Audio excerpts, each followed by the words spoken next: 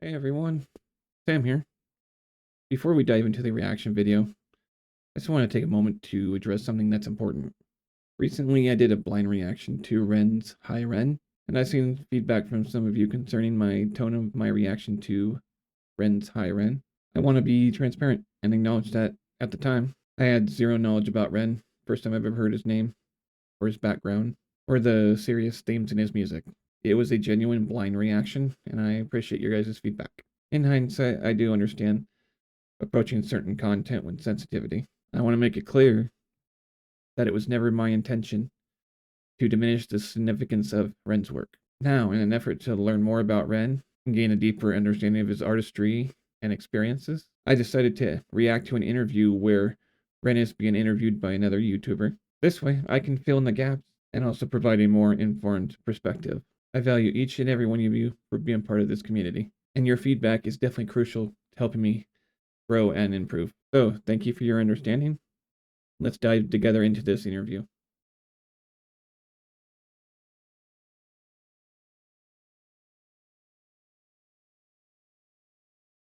How's it going, everyone? Welcome back to another reaction video. Gonna learn more about Ren. It's the title of the video is What Really Happened to Ren. It's by Justin Hawkins Ride Again. If you haven't subscribed to Justin Hawkins Rides Again channel, be sure to go out there and check them out. I'll put a link in the description to the channel. Let's not wait any longer and let's get into it.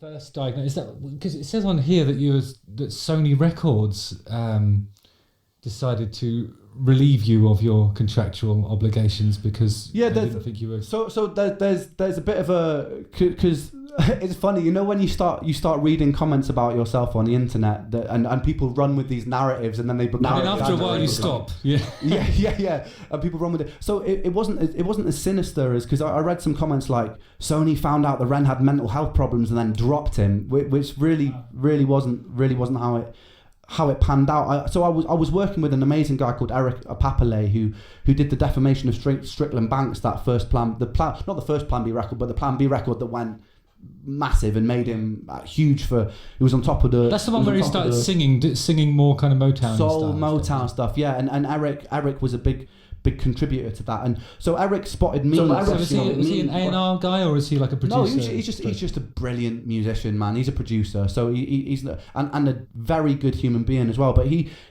was walking past while I was busking when I was 18, 19 years old, and I was busking one of my own songs, and he was just like, "Man, your lyrics are incredible. I'd love to take you to London and make an album with you." And we started the process of doing that, and then Sony took it. They were a subsidiary of Sony, so they were a sub-label of Sony, and Sony took that on board, and we signed a contract, and we were working on this album. And then halfway through this album, I became very, very sick, and I was almost like pretending I wasn't sick, because this is my whole, up until I was 10 years old, it was like this thing that was manifested. And the thing that you said, like I was doing all these industry showcases and all that stuff, and people were like, it's going next big thing, and all this stuff was happening, and I was in the process of making this album, and I was just so. This is when the symptoms started, and I was feeling dissociated, tired, pain started happening in my body, and there were times where I'd be in the studio and I'd do a take and I'd excuse myself to go to the bathroom, and there was one time I threw up blood and then just pretended that it hadn't happened, and I came back and I carried on doing the take without letting anybody know. And there were other times where I'd have these industry showcases and I'd be in the backseat of the car crying, and I'd be sleeping, and then I'd get off there, brush it all off, and get on stage. But it came to a point. I was managed by a guy called Andrew Mancy. I could just not imagine going into the bathroom and throwing up blood like that. That sucks. That sucks. Oh, he's definitely gone through a lot so far. Crying, and I'd be sleeping, and then I'd get off there, brush it all off, and get on stage. But it came to a point. I was managed by a guy called Andrew Mancy at the time, who had done the Chemical. I think he'd been the manager of the Chemical Brothers. There was a point where I started breaking down on stage as well, because I was just so weak. Like even standing and singing on stage became this massive, and people started obviously noticing this, and I think there was a time where Eric was like, you need to take some time out, and so I did that, and I was very aware, and I took time out of making this album, which was a really difficult thing to do. I went to live with my mum, and it was intentionally only going to be for 3 months, but I didn't end up getting out of bed for a whole year after that. Whole year? And about 6 months into that, it was a very mutual conversation between me and Eric at the time, running through Sony with this contract. I was just like, I don't think I've got it in me to do this, and Eric understood it, and we parted ways, and it wasn't so much that it was a dropping, it was more that contract expired, because there are a certain amount of years, and that was very early. That was maybe 2001, and I probably didn't really have much of a life then up until 2006, 2007. So so it was just these terms of the contracts of maybe 3 years or something like that. It just the time passed, and it never happened, and it was heartbreaking, man, because in my head I was like, but this is my prime, early 20s. Everybody always tells you that this is the best time to do all this stuff, and so it was really difficult. Like I was pretty sure that was my chance, and it had come and gone, and more so the more time that elapsed, the more it felt like that, and then when I started making the Freckled Angels album, which was it. The Freckled Angels was actually half of the tracks that I made with Eric, and I remember messaging him one day, years later, and asking him if I could use the tracks, and he was just like, "Go for it," which is really nice of him. He didn't expect anything in return. That's good. And I still there's still part of me that feels I haven't reached out to him since back then, because there was a part of me that felt almost like a guilt for letting them down, for having so much belief in me and pouring so much time into me, and I felt immensely guilty for not finishing that project, and I did feel. You shouldn't feel guilty though, because I think like the whole nature of the traditional music trade is that people like him will invest a lot of time in a lot of artists that they believe in, like yourself, and then Great. There's people that believe in him. Man, just listen to this so far, and he has gone through a lot. Could not imagine staying in a room all by yourself for over a year. At least a year. Oh, that just sucks. I can see the seriousness of this. Oh, let's keep going and you learn some more here. Is that people like him will invest a lot of time in a lot of artists that they believe in, like yourself, and then some of them are going to fly, some of them will not, for a million different reasons. Most of them won't, and they only need like one to fly to justify the corner office.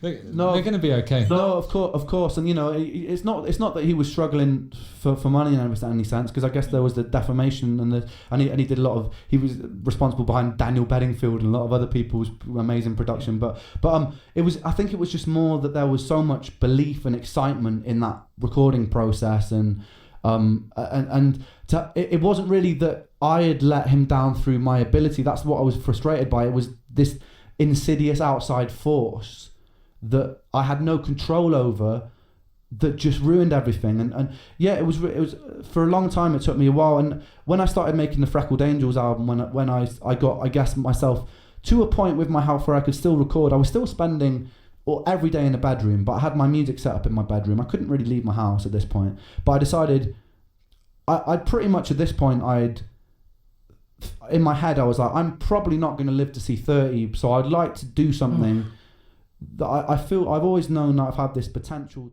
Oh my word, thinking you're not going to live to be 30, that sucks. Well, I need to look up here, look at this up. How old is Ren? I don't know. Go to Google here.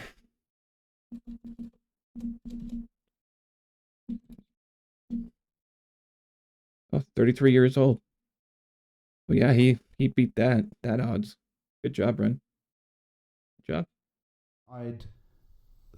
In my head I was like, I'm probably not going to live to see 30, so I'd like to do something that I feel I've always known that I've had this potential to contribute musically to the world. I like to make this, even if it's only my mates that see it. I want to finish this Record Angels album.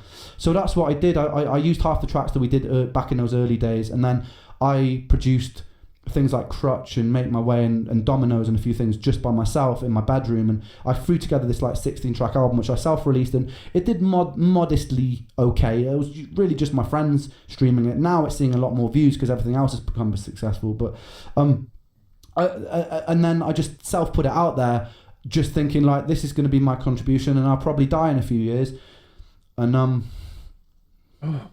yeah. So, it's all about legacy. That's the recorded medium. It's your legacy, isn't it?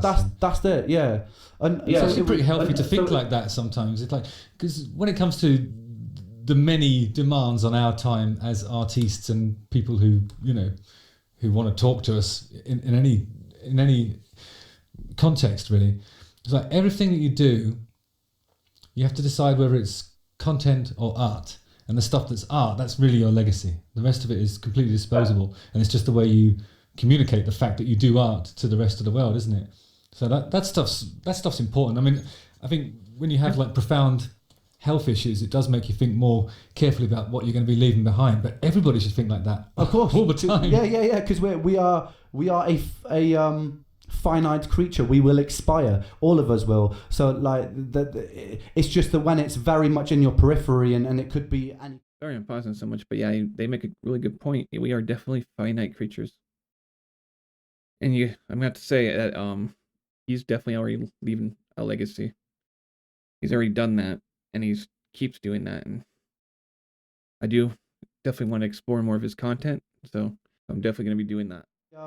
Finite creature, we will expire. All of us will. So like it's just that when it's very much in your periphery, and it could be any time in the immediate future, you start thinking about it a lot more. But the truth is, we're all it's a very bleak way to put it, but we're all just heading to our inevitable demise. So, but it was interesting. So I made this album. I put it out there. It felt really good to have that out there. I started posting it from my house to people that wanted it, and there were the very manageable orders coming through. And then my health dipped again after that, really badly, and I went into full-blown psychosis. I guess is my brain's way of creating an alternate reality that was more explainable than my actual situation. So like I was. Because it felt so unfair. Like there was no doctor could diagnose me what was going wrong. This was still before I knew I had Lyme disease, and also as well after the allopathic medicine had let me down, and there was nobody, because I must have gone to the doctors hundreds of times being like, please just test my blood for something else. There's something going wrong. I had this gut feeling, and they kept going, Ren, look, we've spent a lot of money. The NHS spent a lot of money looking at your tests. There is nothing wrong with you. It's in your head. Like some doctors would even laugh at me for going, yeah, but I looked at this on Google, and they're like, oh, you're looking on Google, yeah. Like Google snobbery. Yeah, doctors hate that, don't they? Quite a patronising way, and So I, after the allopathic medicine let me down, and I'd gone through the mental health system. I'd been on various SSRIs and like citalopram and whatever, and diazepam, and they hadn't worked. And so I started turning to the spiritual, because that's the only option I could see left, like or homeopathy, or I don't know if I could deal with what he dealt with. Fighter. Could not, fathom having these issues, and no doctor can diagnose it, and you're just like lost and don't know what's going on with you. That's got to be scary. Just imagine. I haven't been through what he has, obviously, so I can't say I relate to that, but it's just the thought is heart-wrenching, man. Heart-wrenching. Whatever, and diazepam, and they hadn't worked. And so I started turning to the spiritual, because that's the only option I could see left, like or homeopathy, or weird. I've done some, not to call that weird, but I've done some weird things. Like I went to see shamans, I went to see exorcists, I went to see everything that I thought might work. And I was broke at the time as well. I come from a working class background. So all of this stuff I'd save up for months and do this one thing that I'd pin my hopes up, and then it wouldn't work. Or sometimes I'd convince a spiritual healer to see me for free and pour my heart out. And it's just like you're to take so many disappointment after disappointment after disappointment. It's like It's hard. it's really difficult to just carry on going. And I didn't really know at the time that all of these experiences was concealing some gold. But anyway, that all accumulated in just a massive breakdown. And I just went into this mode where I thought, this can't be anything other than demonic. And I was convinced that, because I couldn't figure out an explanation, so I was convinced that there must be some either sort of demonic entity possessing me or following me. And then beyond that, and that took me some weird places. I had conversations with Satanists and stuff like that. It's really weird, dark period in my life. And or I thought I was part of this experiment, and my psychosis manifested itself in this way that I was like, if I start acting in a way that's not expected of me, I can short circuit this reality, and I can break out of it. So I started doing really bizarre things, and that there was one time I stripped off butt naked, and I went and lay in the middle of a main road and started laughing in hysterics until the police showed up. And in my mind, that was like, this is what they expect the least, so this is going to help. And obviously none of it helped, but it was so funny. So during this psychosis, I started manically, there was still part of me that was very lucid and present. I started manically looking up on the internet, and I found out about this condition called PANDAS, which is this condition a subsect of autistic kids has, caused by the streptococcal bacterial infection.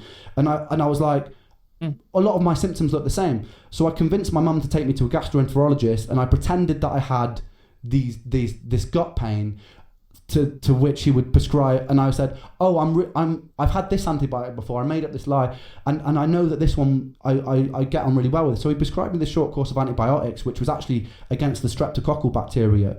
What I didn't know at the time was it also targets Lyme disease. I didn't know this at the time. Oh, really? I was on a different tangent that actually took me to my diagnosis. I took this antibiotic, and all my symptoms went down by about 50% after 2-week course of taking this. And I was like, that's not placebo, because I've taken hundreds of supplements, hundreds of self-treated things on my journey to try and make myself better. This isn't placebo. I know this by now because I'm very familiar with the placebo effect. So I go, it didn't cure me, because after a while those symptoms came back. So I saved up money. I went to an infectious disease specialist in Brussels. I explained everything, my whole story, and he, without even testing my blood, he was like, you've got Lyme disease, mate. And they tested my blood, and sure enough, antibodies to Lyme disease, positive. And that took me on another big journey to try and cure myself of Lyme. Wow. I can tell you I have a newfound respect for his work and for him as a person.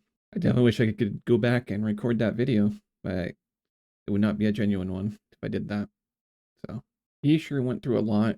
That was, and a lot of uncertainties, and just grabbing for whatever you can find to figure out what's going on with you. I just could not imagine that. It's just insane. That is just horrible. A horrible experience. But I respect that he's taking what he's gone through, and he's channeling it into art and into music. And I think that's a good way to not let everything come stay inside and just like call it fester and end up blowing up. I don't know. At least he finally knows what he has. It sucks. It does suck. But I think it's probably better than not knowing what was going on with you, and just grasping at straws, and all that uncertainty would just eat you alive and make you go crazy. Obviously. I think it's good I went and checked this out to learn more about him. You can definitely look for new Ren reaction videos in the future. I can definitely see why he's so popular, and definitely got a newfound respect for his music. That's for sure. All right, everyone. That's gonna be it for this video. I will catch you guys in the next one.